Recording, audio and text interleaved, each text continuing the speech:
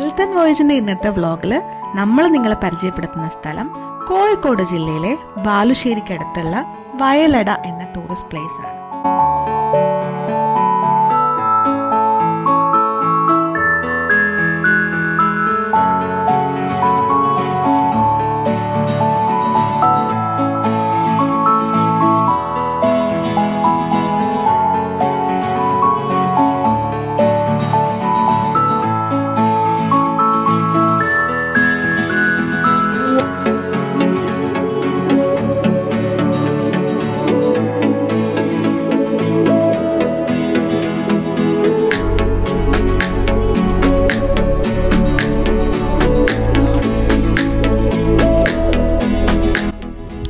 Hi friends, വയലടയിലേക്ക് പോകുമ്പോൾ നമ്മൾ 3 പേരാണ് പോകുന്ന വഴിയാണ്.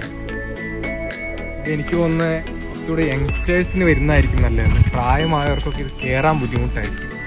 അതുപോലെ വണ്ടി ഇവിടെ വരെ എത്തില്ല എന്ന് തോന്നുന്നില്ല. ഇല്ല, വണ്ടി 4 വീലർ ആണെങ്കിൽ ഒരു 200 മീറ്റർ താഴെ വരെ വരത്തുള്ളൂ. ബൈക്കിലാണെങ്കിൽ കുറച്ചുകൂടെ മുകളിലേക്ക് എത്താൻ പറ്റും.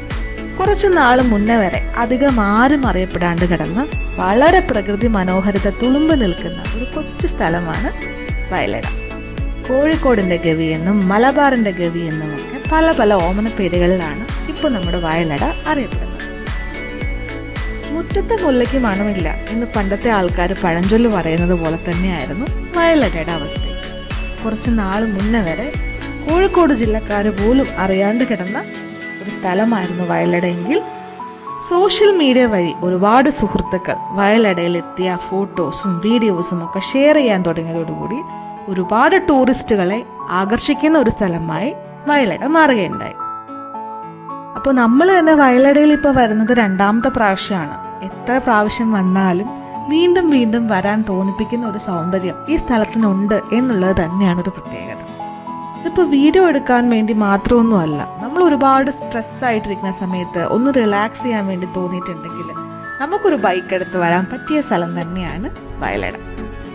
നമ്മുടെ മനസ്സിനെയും അതുപോലെ നമ്മുടെ കണ്ണിനെയും ഒക്കെ സ്ട്രെസ്സിൽ നിന്ന് റിലീഫ് ചെയ്യുന്ന ഒരുപാട് പ്രകൃതി സുന്ദര ദൃശ്യങ്ങൾ നമുക്ക് വയലട സമ്മാനിക്കുമെന്നുള്ളതാണ് വയലടയുടെ ഒരു പ്രത്യേകത.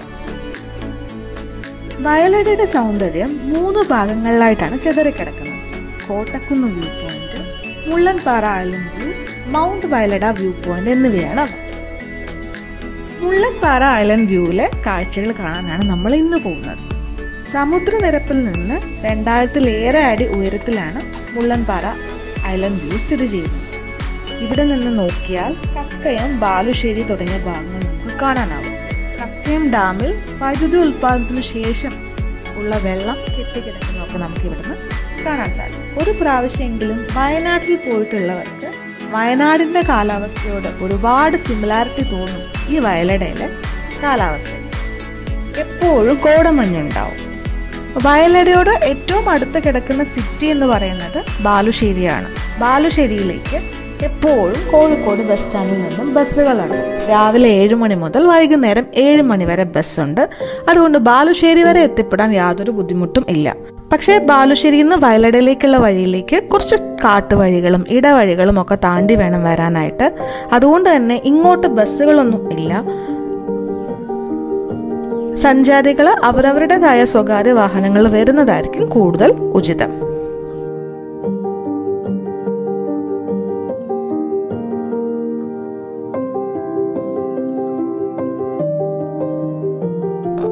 വയലട വ്യൂ പോയിന്റിന് ഒരു 1/2 കിലോമീറ്റർ പുറകിൽ വരെ നമുക്ക് 2 വീലറിലോ ബൈക്കിലോ വരാൻ പറ്റും. കാർ ആണെങ്കിൽ ഒരുപാട് താഴെ നമ്മൾ പാർക്ക് ചെയ്യേണ്ടി വരും.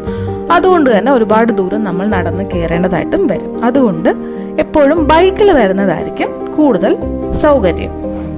വയലടയുടെ സൗന്ദര്യം ഓരോ പ്രാവശ്യം കാണുമ്പോഴും വ്യത്യസ്തമായ രീതിയിലാണ് നമുക്ക് അനുഭവപ്പെടുന്നത്. അതിമനോഹരമായ സ്ഥലം എന്നല്ലാതെ വേറെ ഒന്നും പറയാനില്ല. ചെറിയ ചെറിയ വെള്ളക്കെട്ടുകളും അതുപോലെ ചെറിയ ചെറിയ നീരുറവുകളും ഒക്കെ നമുക്ക് കാണാം ഈ കാട്ടുവഴികൾ താണ്ടിയുള്ള യാത്രയിൽ. കുറച്ച് ദുഷ്കരമായ വഴികളായതുകൊണ്ട് തന്നെ ആവണം ഇവിടെ എത്തുന്ന സഞ്ചാരികളിൽ ഭൂരിഭാഗവും യുവാക്കളാണ്.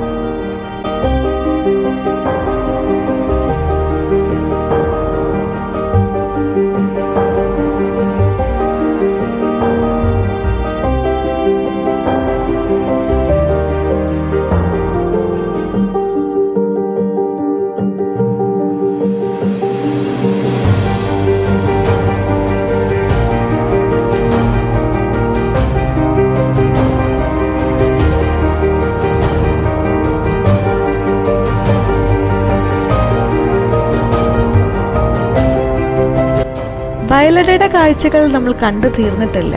ഇനിയും വരണം. ഇനിയും വരാൻ കൊതിപ്പിക്കുന്ന ഒരുപാട് കാഴ്ചകൾ ഇവിടെയുണ്ട്. ഇതിന്റെ മുകളിൽ വരെ എത്തിപ്പെട്ടത് ഈ ബൈക്കില്? അത് ഇവിടെ മണിച്ചേരി റോഡിലൂടെ വന്നാൽ ഇവിടെ ഒരു ഓഫ് റോഡ് ഉണ്ട്.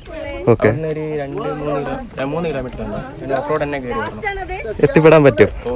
നല്ല റോഡാണോ? നല്ല റോഡാണ്, ഓഫ് റോഡാണ്. സാധാരണ വരാറുണ്ടോ ഇവിടെ?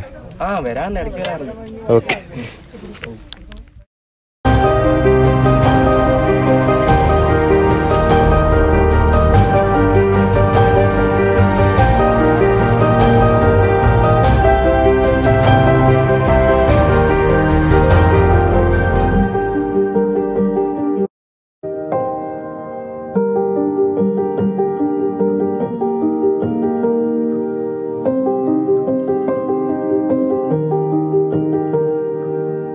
ചെറിയ ചാറ്റൽ മഴ വന്ന് തുടങ്ങിയതുകൊണ്ട് നമ്മുടെ യാത്ര നമ്മൾ ഇന്നിവിടെ അവസാനിപ്പിക്കുകയാണ്.